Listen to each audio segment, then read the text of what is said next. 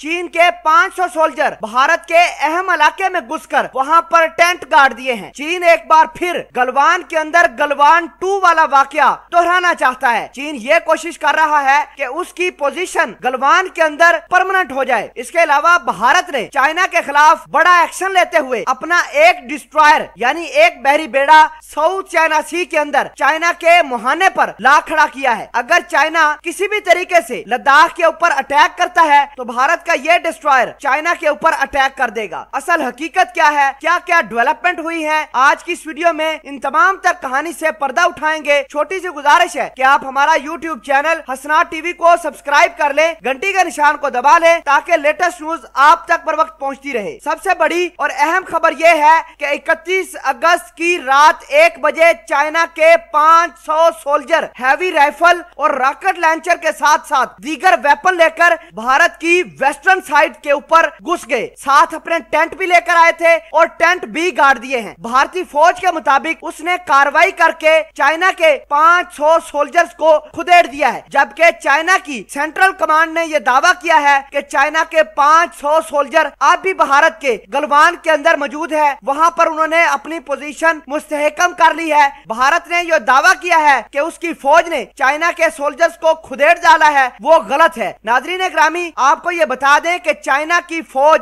एक मरतबा फिर गलवान 2 वाला वाकया भारत की फौज के साथ दोहराना चाहती है। चाइना के जो 500 सोल्जर भारत की सरहद के अंदर घुसे हैं, ये साफ साफ इस बात का सिग्नल दे रहे हैं कि अगर भारत ने किसी तरीके से चाइना के ऊपर कोई जारियत करने की कोशिश की तो चीनी फौजी वही हाल करेंगे जो जून के महीने में भारतीय फौजियों का पीएलए ने किया था। तकरीबन 20 से 25 फौजी जून के महीने में चाइना ने मारकर भारत को इबरत का निशान बना दिया था। इसी बीच भारत से एक और बड़ी खबर आई है कि भारत ने अपना एक डिस्ट्रॉयर यानी बहरी बेड़ा साउथ चाइना सी के अंदर भेज दिया है। आपको यह बता दें कि लद्दाख के ऊपर भारत की ज्यादा पॉपुलेशन है और चाइना की कम है। अगर चाइना और भारत की लद्दाख के ऊपर लड़ाई होती है, जंग होती है, तो चाइना को इस तमाम तर कहानी पर एडवांटेज होगा, क्योंकि चाइना की पॉपुलेशन को कम नुकसान हो सकता है और भारत की पॉपुलेशन को ज्यादा नुकसान होता है। इसी वजह से भारत ने अपना एक बहरी बेड़ा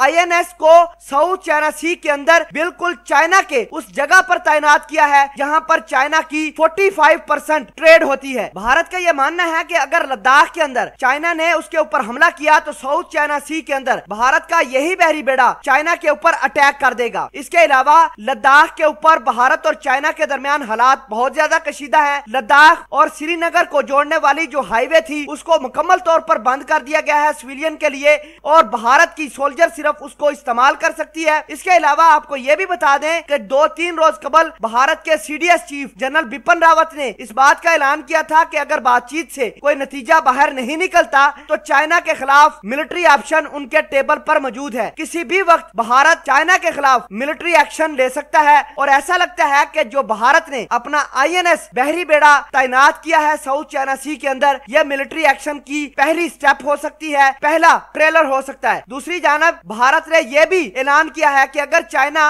अपने उच्छेद खंडों से बाज नहीं आता तो चाइना के लिए स्ट्रेट ऑफ मलाक्का को भारत बंद कर देगा और अगर ये स्ट्रेट ऑफ मलाक्का बंद हुई तो चाइना का 45% सारा का सारा ट्रेड यहीं से होता है स्ट्रेट ऑफ मलाक्का से, वो सारा का सारा दरे का दरा रह जाएगा।